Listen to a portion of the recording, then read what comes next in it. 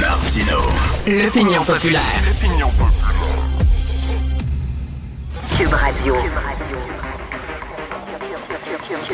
Cube Radio. En direct à LCN.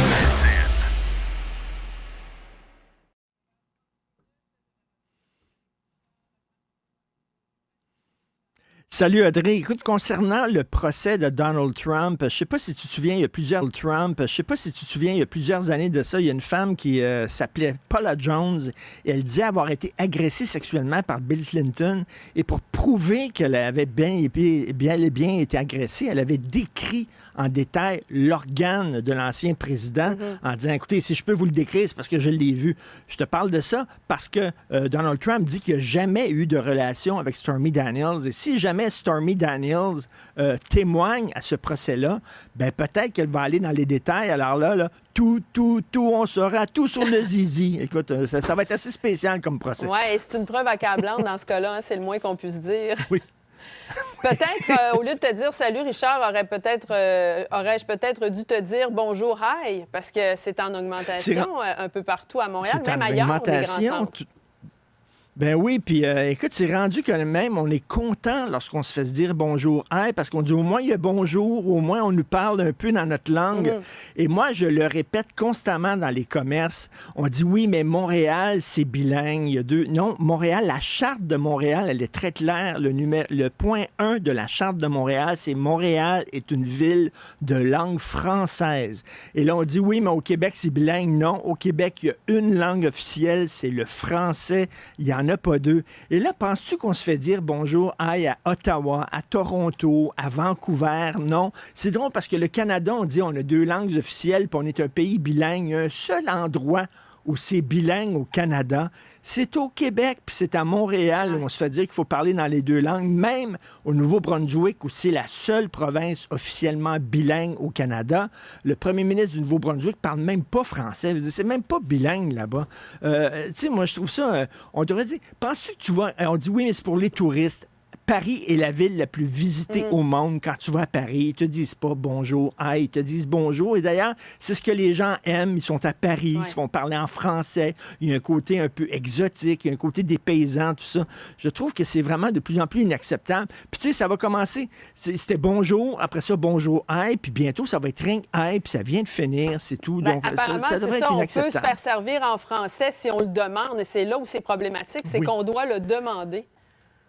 Ben c'est ça, c'est ce qu'on appelle la langue par défaut. Tu sais, quand on va sur des sites Internet, par exemple, de restaurants à Montréal ou partout là, pour réserver, le site apparaît en anglais. Puis là, il faut que tu cherches l'onglet, le français. Il faut que tu cherches sur le site puis le mettre en français. Pourquoi ça apparaît pas directement en français? Tu sais, on est quand même chez nous, au Québec. C'est en français que ça devrait se passer.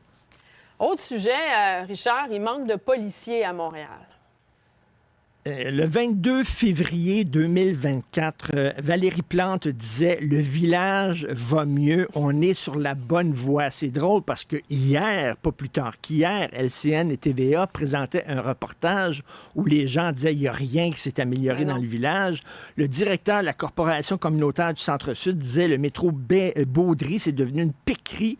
Ça s'injecte sur les bancs à toute heure du jour et de la nuit. » Il y a des restaurateurs qui songent à embaucher des gens pour assurer la sécurité des clients cet été sur les terrasses. Qu'est-ce que tu veux? Il manque de policiers. Il manque plusieurs policiers à Montréal. Et les jeunes qui veulent être policiers, ben ils disent « Ah, m'en aller policier à Montréal, les logements coûtent très cher, ça coûte cher les loyers. La job est vraiment épouvantable parce que, tu sais, 70% des interventions des policiers à Montréal, ça concerne des problèmes de santé mentale, ça concerne des problèmes de toxicomanie, il y a des cas très lourds. Alors, il y a des gens qui ne sont pas vraiment intéressés. Il faudrait les payer davantage. Il faudrait former des gens pour une unité spéciale à Montréal. Il manque de policiers. Dans les années 80 à Montréal, dans les années 80 à New York, il y avait énormément de criminalité et Rudolph Giuliani, qui était maire, ben, il a réglé ça. Il a doublé le nombre de policiers dans les rues.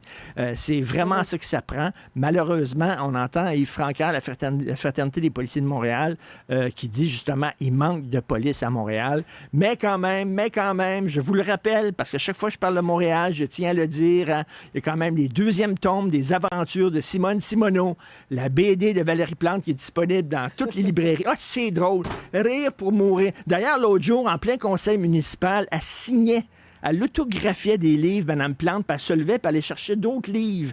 Puis là, elle s'assoyait, puis elle autographiait des livres dans un conseil municipal alors qu'on parlait de la ville de Montréal. Mais voilà, c'est beau. Merci, Richard. Passe